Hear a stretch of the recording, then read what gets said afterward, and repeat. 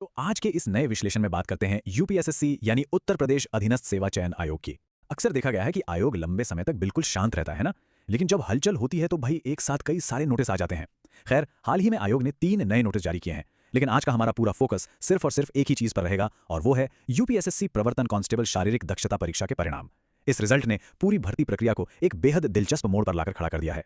चलिए जल्दी से देखते हैं कि आज हम किन पहलुओं पर बात करेंगे। पहला, भर्ती का एक छोटा सा अवलोकन। दूसरा, शारीरिक परीक्षा के वो आंकड़े जो चौंकाने वाले हैं। तीसरा, आगे के महत्वपूर्ण चरण। और चौथा, अंतिम चयन और कट ऑफ की असलियत।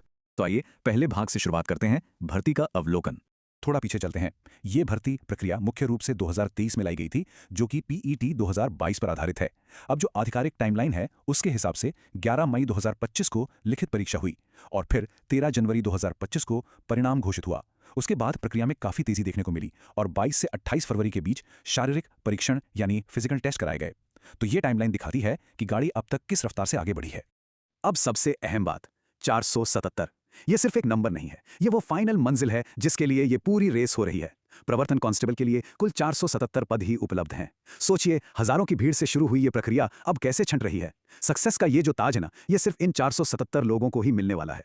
आज की हमारी पूरी चर्चा इसी एक नंबर के आसपास घूमने वाली है। आगे बढ़ते हैं दूसरे भाग की तरफ, शारीरिक परीक्षा के आंकड़े। अब फिजिकल टेस्ट वो स्टेज है जहां भीड़ एकदम से कम हो जाती है। जरा इन आंकड़ों को देखिए। 1468 उम्मीदवार टेस्ट में अनुपस्थित रहे, और कमाल की बात देखिए, 1427 उम्मीदवार तो परीक्षा देने पहुंचे ही नहीं। मतलब इतनी बड़ी संख्या में लोगों का बाहर होना फाइनल रेस के पूरे गणित को ही बदल देता है। इन सारे एब्सेंट लोगों को हटाने के बाद जो बचते हैं, असल टक्कर तो बस उन्हीं के बीच है। अब यहाँ जो सबसे दिलचस्प आंकड़ा निकल कर आता है वो है 3165, 3165 पास उम्मीदवार। ये उन लोगों की सटीक संख्या है जिन्होंने फिजिकल एग्जाम का वो मुश्किल पड़ाव पार कर लिया है। लेकिन भारी अनुपस्थिति के बावजूद ये नंबर उपलब्ध पदों की तुलना में बहुत बड़ा है। सीधे शब्दों में कहें तो एक बड़ी बाधा तो पार हो गई है, लेकिन असली जंग अभी बाकी है। तो अब फ्यूचर की बात करते हैं, हमारा तीसरा भाग, आगे के महत्वपूर्ण चरण।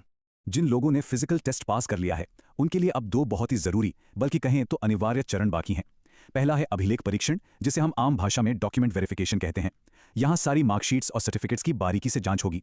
उसके बाद दूसरा अहम पड़ाव है मेडिकल टेस्ट। इसमें शारीरिक स्वास्थ्य के हर एक मानक को परखा जाएगा। और ध्यान रहे, ये दोनों ही स्टेप्स बहुत क्रिटिकल हैं। अगर कोई भी उम्मीदवार इनमें से किसी एक में भी अटकता है तो उसका सफर बस वहीं खत्म हो जाएगा। और अब आते हैं सबसे रोमांचक और आखिरी चरण पर, भाग 4, अंतिम चयन और कट ऑफ। यहां पर हमें यह समझना होगा कि फाइनल सिलेक्शन में इतनी भारी छटनी क्यों होने वाली है। एक तरफ हमारे पास 3165 उम्मीदवार हैं जो फिजिकल पास कर चुके हैं, एकदम फुल जोश में हैं, और दूसरी तरफ पद हैं सिर्फ 477। मतलब गणित एकदम साफ है। हर एक सीट के लिए कई दावेदार लाइन में खड़े हैं, और यही वो चीज है जो अगले चरण को एक बहुत ही संकरे रास्ते, या कहें तो एक बॉटलनेक में बदल देती है। इस गणितीय अंतर का सीधा सा नतीजा क्या होगा, वो इस बात में छिपा है। देखिए, अगर डॉक्यूमेंट वेरिफिकेशन और मेडिकल टेस्ट में ज्यादातर लोग पास हो जाते हैं तो आयोग के पास सिर्फ एक ही रास्ता बचता है। वो है लिखित परीक्षा के अंकों के आधार पर एक नई और बड़ी हुई फाइनल कट ऑफ जारी करना। 477 लोगों को फाइनल करने के लिए मेरिट का दायरा बढ़ाना ही पड़ेगा। यानी असली सस्पेंस और चुनौती इस नई फाइनल कट ऑफ के रूप में आनी अभी बाकी है। और इसी के साथ हम इस विश्लेषण के अंत में आ गए हैं। अब सबसे बड़ा सवाल यही है कि क्या उम्मीदवार अंतिम कट ऑफ की जबरदस्त चुनौती के लिए पूरी तरह से तैयार हैं? खैर, जिन्होंने ये पहला चरण पार कर लिया है उन्हें हाल ही में जारी की गई इस नई सूची में अपना रोल नंबर चेक कर लेना चाहिए और आगे के लिए बिल्कुल कमर कस लेनी चाहिए। तो आज की इस चर्चा को यहीं विराम देते हैं।